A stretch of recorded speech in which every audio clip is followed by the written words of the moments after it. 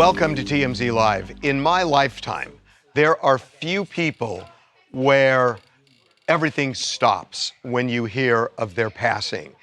And that happened today when Dolly Parton died. Yeah, Dolly Parton passed away. Her nephew announced this in a pre-recorded message and talked about what an honor it was to be selected, that Dolly wanted him to do this. He didn't offer a lot of detail about exactly, in the video didn't say when it happened. We have found out that she did pass away this morning, on Tuesday morning. Beyond that, there have been certainly things she's been going through for months now. Months and months. She had a residency that was canceled because of her health issues, and several events at Dollywood that she was not able to attend. So she has said recently that she was having immune issues and stomach issues, and it aligns with what we're hearing, which is that she was admitted to the hospital late last week in Tennessee, and that she was having what we're told are some sort of kidney issues, and she's had that in the past. She's struggled. The thing that's interesting is that she has tried, whether this was her truth in the moment or just what she wanted to put out to fans, but has tried to put as positive a spin on all of her health issues as possible. Anytime she missed an appearance, she would do, sometimes earlier this month, she did a pre-recorded message to some folks at Dollywood and said that, you know, look, I've been through worse, and I'm going to pull through this, and always wanted people to feel like it was going to be okay. So, look, you know, we talked about this in our morning meeting today, that, you know, when somebody dies, it is sad. To miss Dolly Parton is a big deal. At the same time, you have to look at her life over 80 years. And there are few people that had not just an impact, but such a positive impact on their lives. She touched everybody in America. I mean, you know, we talked about the fact, and this was utterly unrelated. We were talking about another big star, and we were saying, well, everybody loves this particular star. And then people were saying, no, they don't. And Eric jumps in, and this was before we knew the news, and said the only person who's not polarizing that everybody loves is Dolly Parton. And literally right about that time, she died. I know, she's beloved by everybody. There's not a demographic, there's not a group of people anywhere that doesn't love Dolly Parton, because she was such a good person. I mean, she was, obviously a beautiful woman, incredibly talented, incredibly smart, a songwriter, a musician with a over half-century career. And an actress. An accomplished actress. Yeah. Philanthropist. That's the thing. She was so good and kind, always to everyone. She never had bad things to say about people because she didn't want to put that out there in the world. She gave back to charity. She donated books to children. She built Dollywood to bring jobs to the poor community she grew up in. When Whitney Houston passed, she took a part of her royalties from I Will Always Love You and invested them back into a black neighborhood in Nashville because she thought that was appropriate. Like, the woman was just, like, you kind of waited for the mask to fall off at some point. Like, nobody's that good. There was no mask. She really there was no was. mask. There was no mask. Her whole life, what a good person. I'm sorry. I got to tell my story. It's one of your better stories. I just got to tell my story. When I was a young reporter in Los Angeles, I covered a trial where Dolly Parton was sued for allegedly stealing the song 9 to 5. She won that case. She did not steal that song. But during the trial, she was called to the stand, and she walked up to the stand with a guitar. And her lawyer started asking her about how she created music. Dolly Parton gave a concert on the stand to a point where the judge was tapping his feet. So, as you pointed out, she won that case. I think that might be where she won over the jury. Oh, she won. No. She won over the jury when she walked past the guys. Just walking in, right? No, I'm telling you. Right. You should have seen, there were, I think, 5 men on this. It was like over. It took less than 2 hours for the verdict. But, I mean, and at one point she said, my songs are my children, and it just happened that 9 to 5 grew up to be president.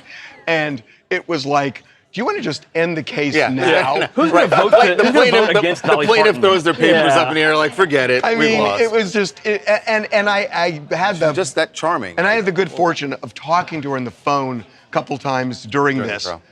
and it was just like, oh my God! And she won over every reporter, right? Because I she's love so you. incredibly charming. Oh my but it God. wasn't. No one's ever said that it's artificial. Like this It is is real. Who she was. Well, that's entirely what our chat is saying right now. There's a ton of people in here right now giving all their memories, their favorite memories of everything that Dolly did. And I've never seen the chat so unanimously that's in favor of saying that they miss somebody and that somebody's going to be so remembered fondly. It's really crazy to see. Well, honestly. remember, she starts as a country singer, and then she does 9 to 5, and all of a sudden, it's everywhere. She was a pop crossover, had 2 #1 hits, also Islands in the Islands Stream in the with Kenny Stream, Rogers. She had 2 Doors Down, Here You Come Again, a so lot of big totally crossover like hits. crosses over, one of the first. Yeah. And then she decides, oh, I'm going to be an actress, and everybody's like, and you're going to be an actress for the first time playing with Jane Fonda and Lily Tomlin. right. And she kind of stole the show. Yes. I mean, I remember watching that movie. I can't remember how old I was, young, but that was like my introduction to Dolly Parton, and she was it was crazy magnetic good. right Yeah. away. Crazy good. And then went on to film a bunch of other movies. Steel Magnolias, yeah. Steel Magnolias, and I mean, her and Burt Reynolds together. Yeah, they Oh were- my God. What movie was that? That was Best Little Whorehouse? Yeah, Yeah. That's Little Whorehouse. And just, you know, and you're right. And that and philanthropy. And kept her music career going too. Like she had hits. Kept her music career 2005 going. was her last #1 When hit. was it that she was at the Cowboys game? When was that last Christmas That or was, the year before? 2023. Well, 2024 would have been probably that game. Yeah. But that album, Rockstar, her 2023 album, became her highest charting album ever on the pop chart. That's #3. crazy. She was still hitting new heights in her career in 2023. Wow. Well, I think Dolly Parton was exactly who she thought she was and who we all thought she was. In my opinion, you know, she was a lover girl. And I just think it's really sort of touching and poetic that she couldn't last another year without her beloved Carl. Yeah. And I just know we're all going to miss her. That's a big deal that her husband died. And there are a lot of people who talk about this, that sometimes when you're with a partner for that long, it has a physical impact. Yes, absolutely.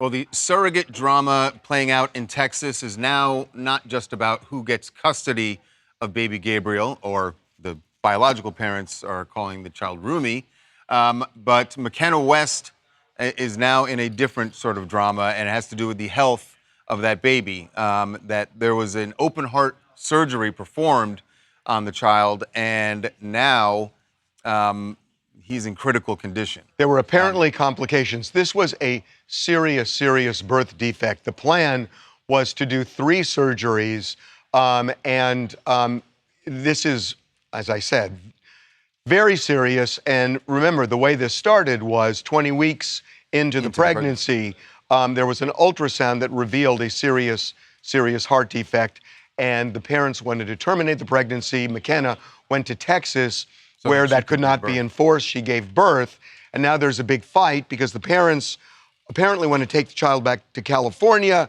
The Texas Attorney General wants to keep the child in Texas. So now there's a fight over medical care in addition to a really serious condition with the child. Correct. And the parents, we've learned about that. We learned baby Gabriel is in critical condition because the parents are trying to push the hearing for the restraining order that they obtained. They got a temporary one against McKenna that gave them custody of the kid. They said within the last 24 hours, the health deteriorated and they had to re-intubate. Is that the right? You said that? Yeah. And the kid is still in critical condition. So, I mean, look, I mean, when you're dealing with a child who is that ill, it's overwhelming enough. Overlay that with this custody battle, and then it's a political issue. It just must be torture for everybody in this for case. everybody involved. And it's really sad. Chat right now is saying that the baby's health should have always been the priority over figuring out the custody situation, and that could have been figured out afterward. Well, I think that's the a birth problem. parents You would can't- say you that can't they do were that. they were addressing the health issue when this came up in the ultrasound. That's why they didn't want to go forward with the pregnancy. But McKenna Well, once a baby make is this born, choice. everything gets reset. Right. But the issue is, yeah, you're right, dealing with the health of the baby. The question is, who's in control of that? Who gets to make the And that's what the custody fight Who was. gets to make the decisions about all the surgeries that are going to be necessary, God willing, the child survives? The custody fight was necessary to determine who would be calling the shots in terms of medical care. Hi, my name's Michelle. I live here in New York, so it's really dicey, this situation. Really, really dicey. I feel like from the beginning, why is this even a thing in a surrogacy contract where this late in the game they can just terminate it as if it's like a piece of china you don't want anymore?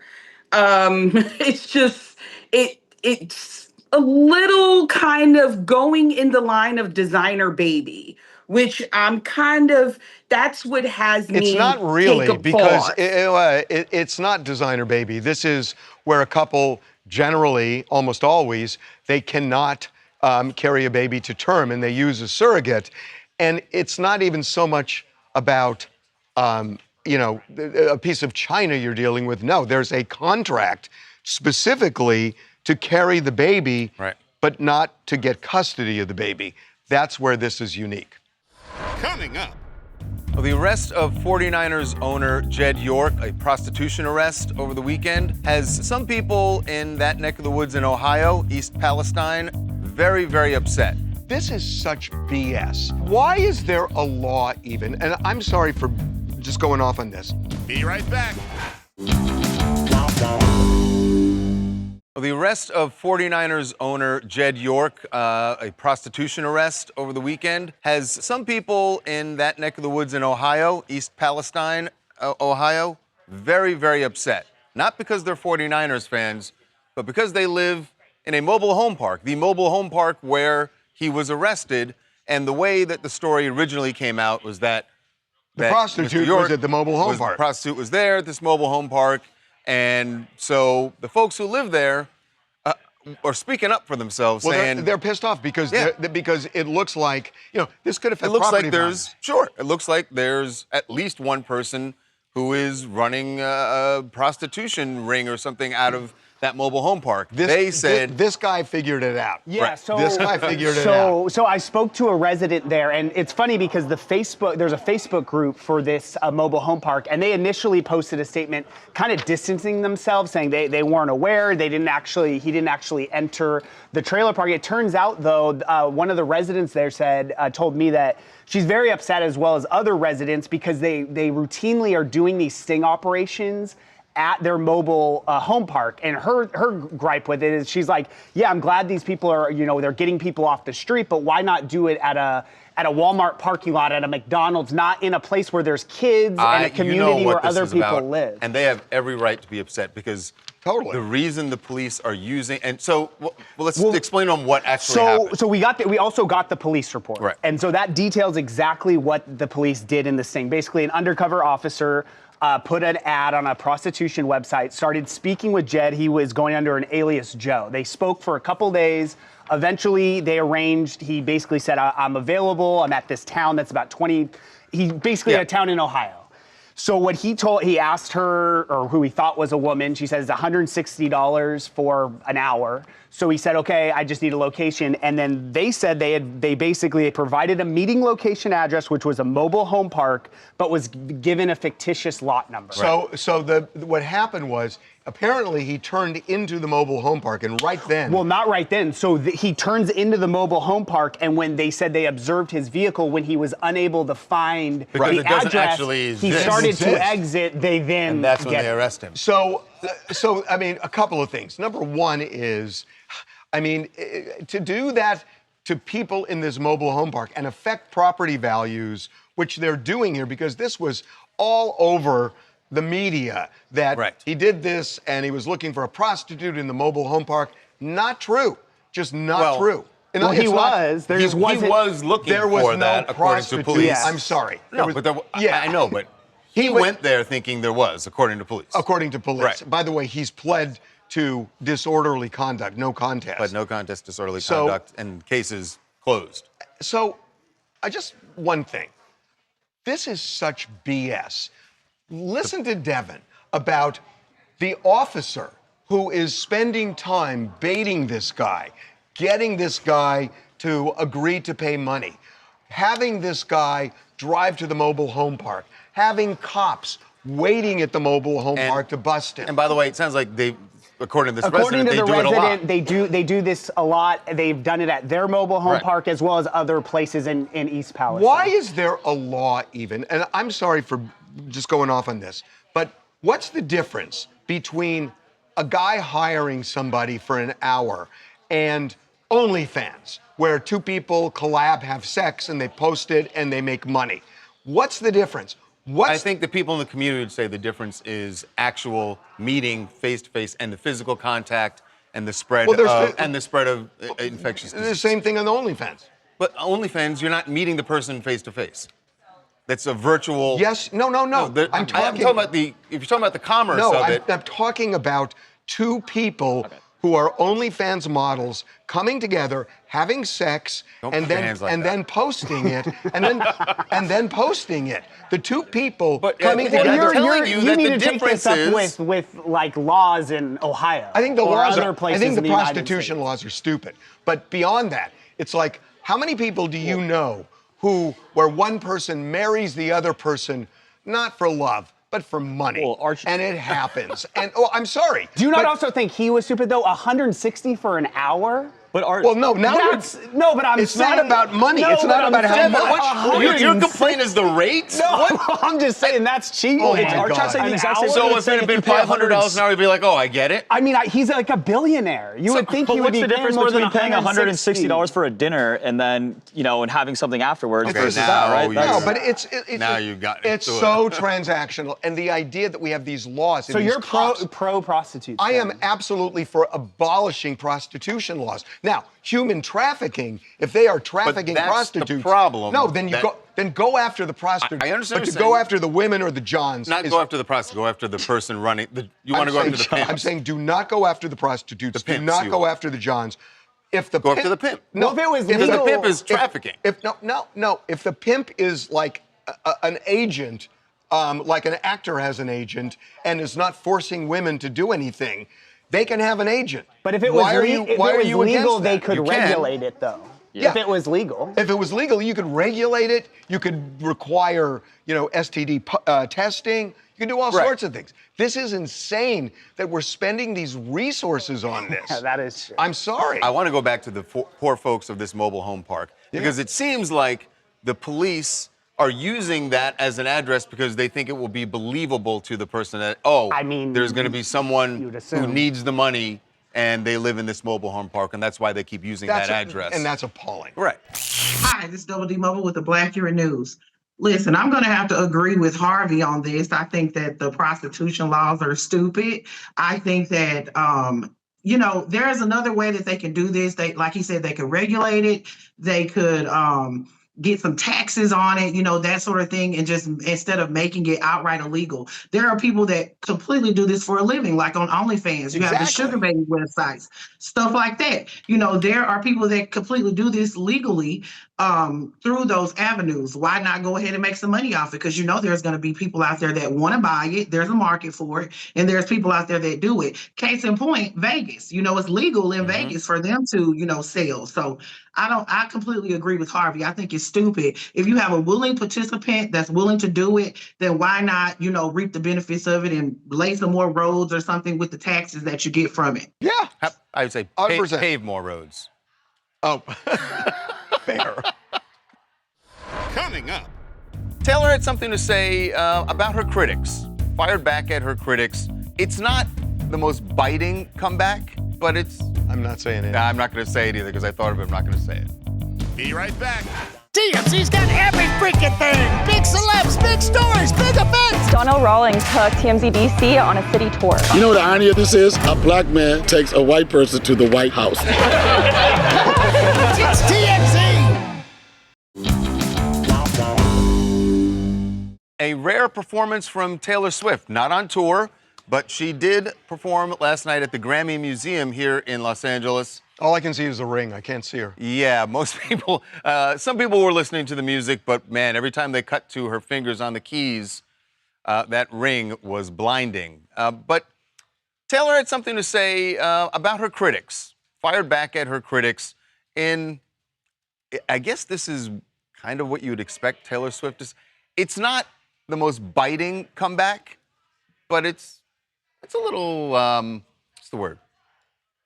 I'm not saying it. I'm not going to say it either because I thought of it. I'm not going to say it. I don't know if there's been another songwriter that's had to take that into consideration as much as you have. The public perception, how they're receiving it, how they're interpreting it. Yeah, like anything you say, they're like, oh, easy for you to say. Right. But if you're sitting in the studio, how does that not block your creativity? How does that not slow down your process, having to think about how it's going to be interpreted? I don't know. Sometimes it fuels it. Like sometimes when people are mocking me, it's really fun to mock them back. Sometimes I like to just use words that they have to look up in order to talk about. What words? That was. It feels. All right, I'll just say it feels a little petty on her part. I mean, I always feel like you're a musician or you're an actor. Like there are going to be critics. And so what? Few people. Like your success speaks for itself. Few people have more devoted fans who love them than Taylor Swift. That's true. So all the more reason that a few critics popping up here and there, just let it go. She got away clean compared to everybody else who's public. Right. But I mean, she's on to something, right? She is known for like her poetic songwriting skills. And say what you want, but you know, other songs that teens listen to are like very, very simple versus Taylor Swift comes out with these whole stories and songs. She does use words like vigilante. Say what you want about the word vigilante. Okay, vigilante's not a big word. I hope that's not one of the big words she's talking about. But if you have girls that are 9 years old using the word vigilante, it's a little impressive. This is not Sesame Street where you're learning, where you're hooked on phonics. Maybe that's where you're wrong. Maybe Taylor Swift is the new Sesame Street. She is the new According hooked to on Charlie, phonics. apparently. Oh my God. I'm Sammy. I'm from Manchester, UK. And I just love that something that could make other people give up so easily actually fuels Taylor in her songwriting and to put out music. And that we love that as fans as well. And we can relate to it. And I just think it's great that her life experience actually adds to her greatness. I think that's true too. I think her life experience does. And she's incredibly successful in no small part because of it. It's just like, it's like different strokes. You take the good, you take the bad, you take them both, and you get petty. Coming up. Well, as testimony continues in the murder trial for Tupac Shakur's alleged killer, Keefe D, the game isn't saying who did shoot Tupac, but he says he knows. I got love for game, but don't use this to promote anything when it comes to Tupac. Be right back. Well, as testimony continues in the murder trial for Tupac Shakur's alleged killer, Keefe D, testimony continuing, and another opinion about Keefe D even being on trial being offered by The Game, who says that he's a scapegoat. Now, The Game isn't saying who did shoot Tupac, but he says he knows. Not only he knows, he says everybody in Compton knows. He says Compton's a small place, and anybody who's plugged into the streets in L.A. or Compton definitely knows. So joining... But hold on. But he's not saying. He's not saying. Where have we heard that before? I think we've heard it from a guy that we're about to bring on. Our good friend, Suge Knight, who is joining us now for more on the trial. Suge, welcome back, man. Hey, good for having me. Look, game straight. The game don't have nothing to do with game. More game manager was Jimmy Henson, which was, everybody know that story. And his other manager at the time was a guy who drove trucks, and everybody know that story, right? Mm-hmm. Let's not make this out of a circus. Well, but let me just ask you about the overarching point he made, which is he says everybody in Compton who's connected knows who killed Tupac Shakur, but they're not saying. Is that accurate that whoever it is, that's going around? No, it's not accurate. No, it's not accurate at all because everybody's up there lying. Number one, Keefy D says that I met with his attorney and Reggie Sr. to give his nephew some bread. I was in the county jail. That's all you got to do is check the time and see where I was at. When I was arrested, I never got bail. I went from the county jail to the penitentiary. And you can ask his lawyer, Edie. I'm quite sure he'd tell you the truth. I never met none of these dudes, right? But the crazy thing about this, everybody's using this as a way to be like, look at me, look at me. I ain't doing this to say, look at me, look at me. I'm doing this saying, hey, that's my homie, and his life wasn't no circus, and his life wasn't about people just talking to be talking.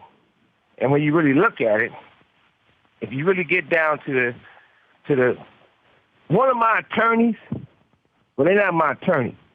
They came to visit me, and Keefy D and them attorneys was like, hey, we'll give you a half a ticket. We'll give you $1 million.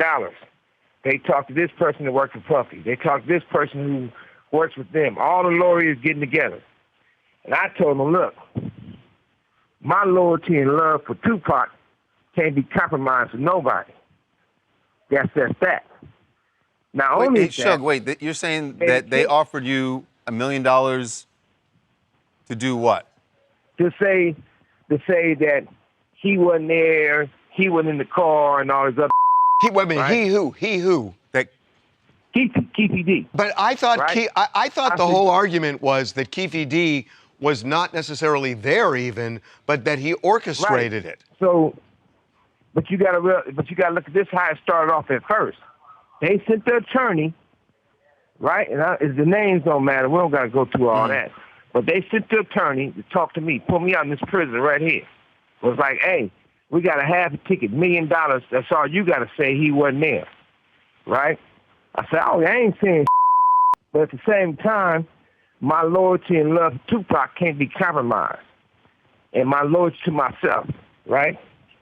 So they took all my, like, stuff from David Kenner had from Death Row stuff, and they gave it to this attorney. This attorney gave it to the attorney who's representing me now. So all this thing turned out to be like a game.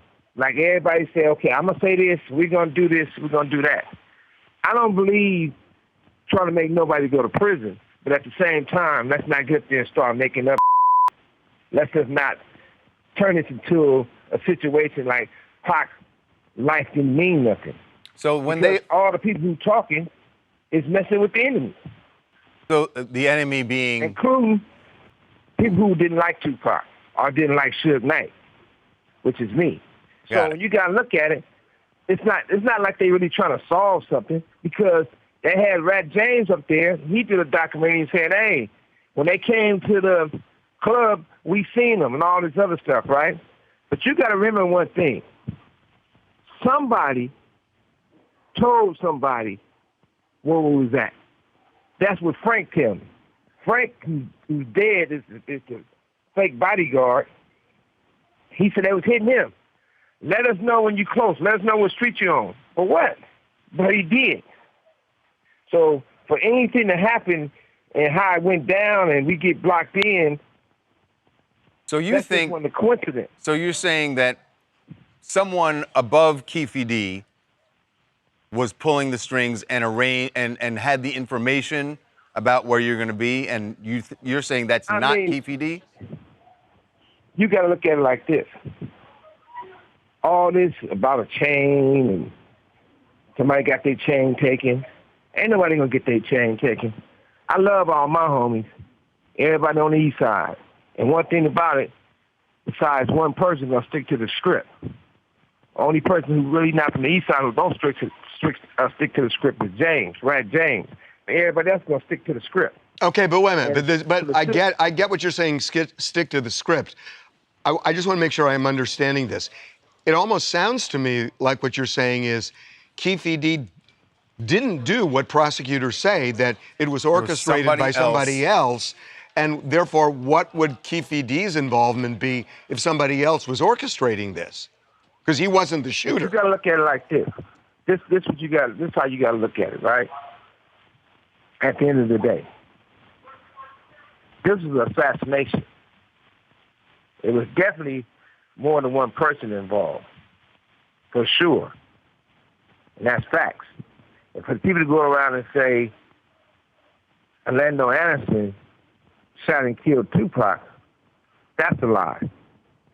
I wouldn't even been to the point. Nobody told him to lie, come to court for me, and none of that. But at the same time, I never had a problem with him. This call and your telephone number will be monitored and recorded. Him personally, he didn't shoot me or Tupac. That's facts. And for his, when people said, okay, he sued Tupac. That's how he got paid. He said Tupac beat him up, so they told on Tupac and they sued Tupac. So that's how that went.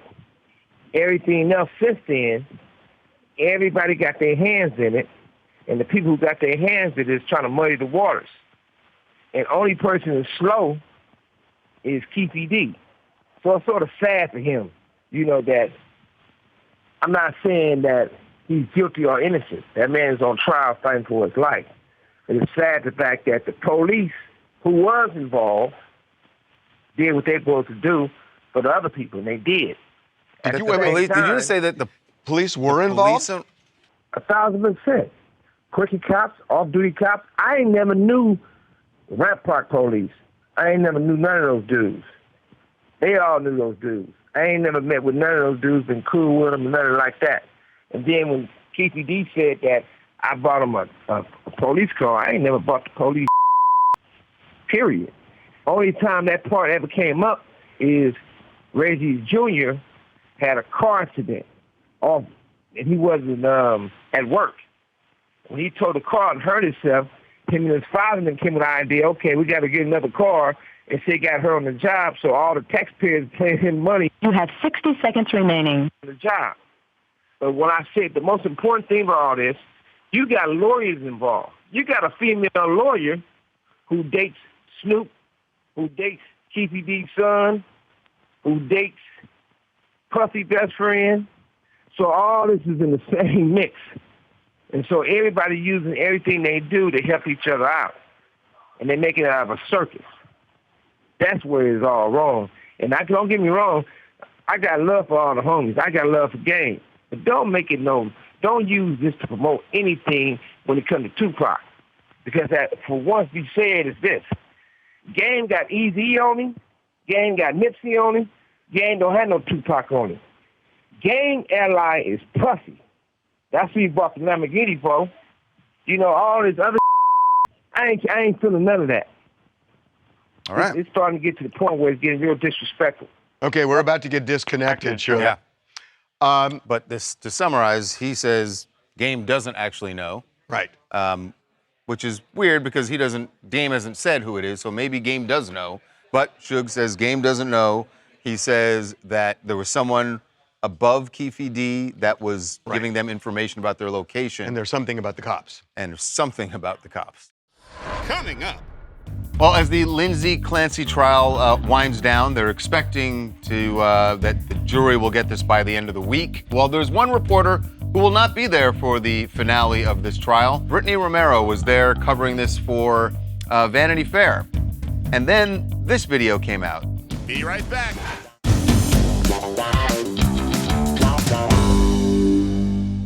Well, as the Lindsay Clancy trial winds down, they're expecting that the jury will get this by the end of the week. By the way, this is going to be fascinating. To see, I'll be fascinated to see how quickly and just what they do. It's going to be so interesting. Right. Well, there's one reporter who will not be there for the finale of this trial. Brittany Romero was there covering this for Vanity Fair. And then this video came out. She's in the green, and she's smiling as the camera pans. I think it's a little more than smile. There's a wink. She's kind of mugging to the camera. That did not sit well with her bosses at Vanity Fair. who said that this was not our standard when we're covering a story. I don't know what exactly that means. Yes, it was awkward. They didn't think that it was appropriate for her to mug. Now, Does it seem like she's not a serious reporter? So Is that she explained this outside the courtroom. Maybe this has some meaning to Vanity Fair. No, I was laughing because I grew up with Lindsay. You did? Yeah, so she looks at me and I look at her and I'm like, but it wasn't that. My dad has saw previously on Court TV and he said I look bad. So I was like giggling. Are you know you what I mean? serious? Yeah. But he was like, you look so bad in the photo earlier. So I'm like, That's I'm good friends with- terrible. I know, but he's funny. so? She was smiling as sort of an inside joke with her dad because her dad had told her that she. I think what Vanity Fair is saying, and I'm interpreting here, is that this is a murder trial. And the idea of like doing a gag when you're sitting there and reporting, I'm not the most professional. I think that's what they're Well, saying. it's also interesting because the reason that she was even there and reporting for Vanity Fair is because she grew up with Lindsay Clancy. I heard her say that she's. I grew up with her. This was gonna be a first-person account. Correct. Yeah. So she was going to get that account from being in the courtroom, but also her like past experience and knowledge of Lindsay. But obviously now that it seems she kind of took this moment and distraction on I mean, herself. this is so interesting to me because, one of my dear friends who died several years ago, Dominic Dunn, he was famous already, but became super famous writing in Vanity Fair about court trials. And, did it with O.J. Simpson, did it in the Kennedy trial, did it with Klaus von Bülow, and on and on. And it just became something that people couldn't wait to read. And it's almost like they're trying to carry that torch forward, Yeah. and this doesn't measure up with that. I wonder if she'll still release some sort of piece on her own. She could. I'm sure people will read it. She could. I mean, our chat is saying that this is just really in poor taste, just given how bizarre and severe this case is in general, that this shouldn't happen in a place like this. Well, apparently Vanity Fair agrees. Hi, I'm Robin. I'm in Los Angeles. My reaction to her was basically read the room. Don't wink at the room. I mean, this is a murder trial where 3 children were killed. There's a time and place to show up and perform. This wasn't it. She looked like she snuck in to get her 15 minutes of fame, and it was completely inappropriate. And she didn't belong there. I mean, the interesting thing is she wasn't caught by the camera. She was playing to the camera. She played to the camera. Yeah. Coming up. Former Real Housewives of Beverly Hills star Kim Richards spotted out in LA in Santa Monica. We got this photo and we published this yesterday. And immediately the comments were people thinking Kim is now homeless. Be right back.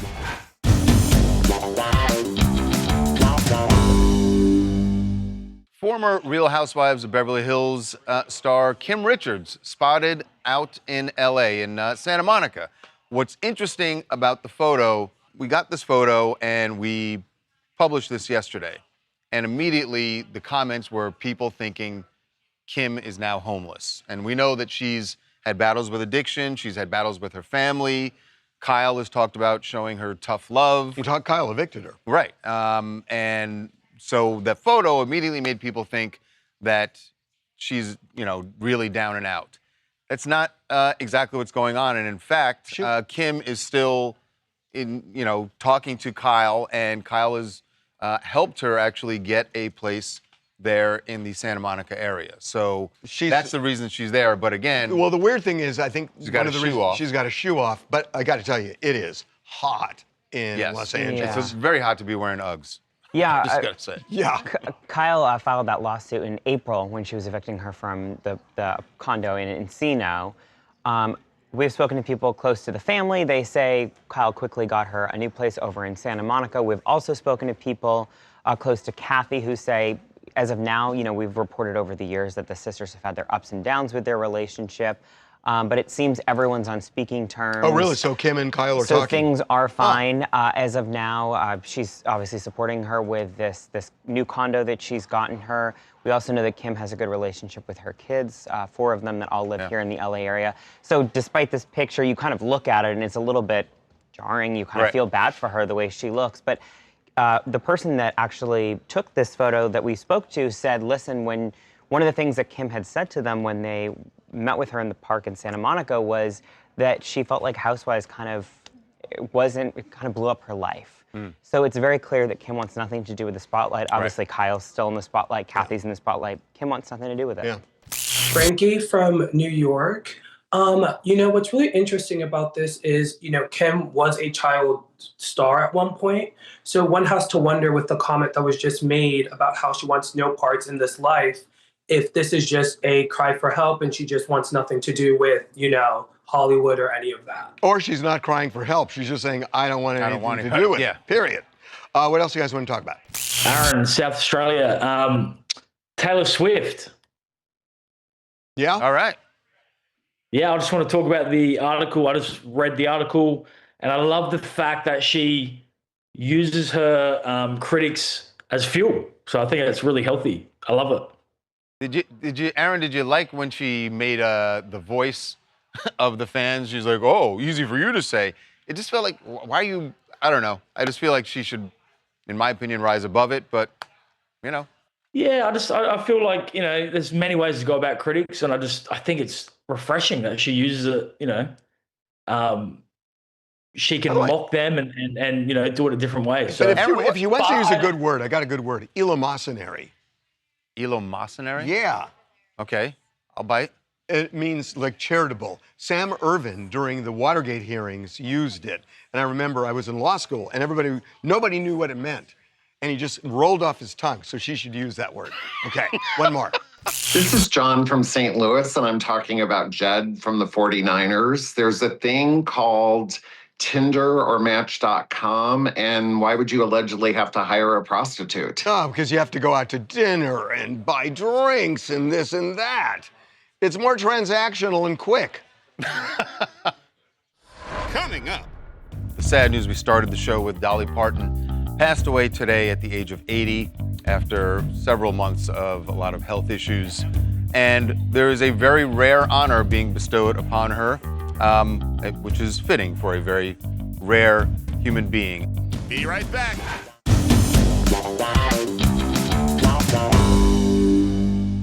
Well, if you are just joining us, you haven't heard this. The sad news, we started the show with Dolly Parton. Passed away today at the age of 80 after several months of a lot of health issues. And there is a very rare honor being bestowed upon her, which is fitting for a very rare human being. President Trump has ordered that flags will be flown at half-staff in her honor. I don't remember anything like it. I'm trying to remember the last time that was done for a civilian. I don't know when it's been done either, but boy, it feels right. It really feels right. Yeah. You know, on our website, we cover a lot of people who pass, and it usually gets a big reaction, but there are certain instances where it just gets an enormous reaction, and you can kind of gauge things by the interest on the website, and the interest here is just off the charts. Yeah. Dolly Parton, one of a kind, one of the most, in my lifetime, one of the most amazing, popular, good people. Yep. Period.